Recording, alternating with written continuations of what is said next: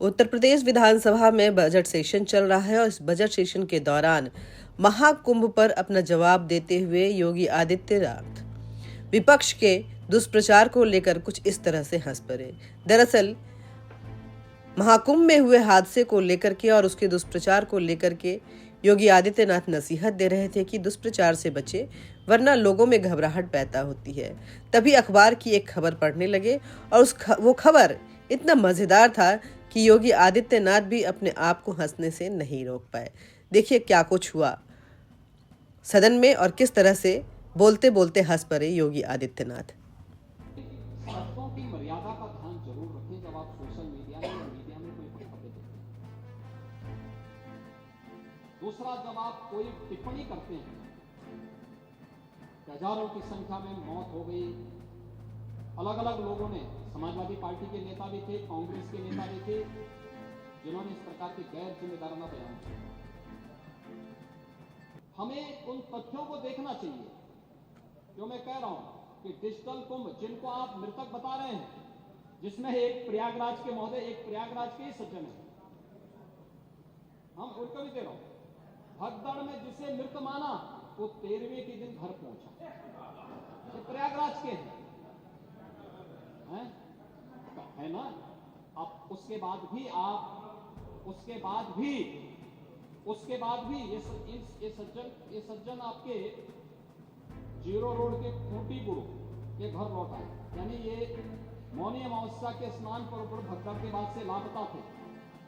हादसे में लापता खूंटी गुरु को मृत मानकर उनकी 13वीं की तैयारी हो चली थी।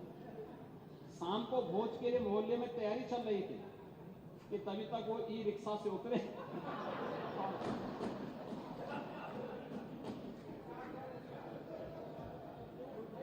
अब बताओ, ये दुष्प्रचार आप लोग कर रहे हैं।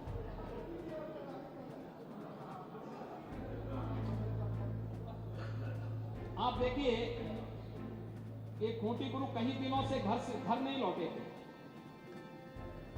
और 13वीं में 13 ब्राह्मणों को भोज कराने की तैयारी हो रही थी।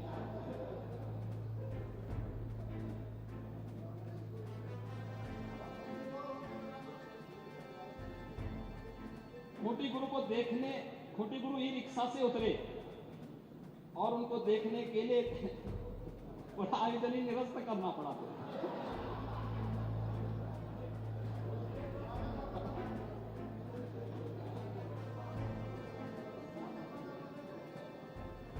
तो मैं आप सबसे कहना चाहूंगा, 20,000 लोग हैं? तो नहीं भाई, अब वहां आप जैसे महापुरुष कुछ रहे होंगे, वहां कैमरा लेकर खड़े रहे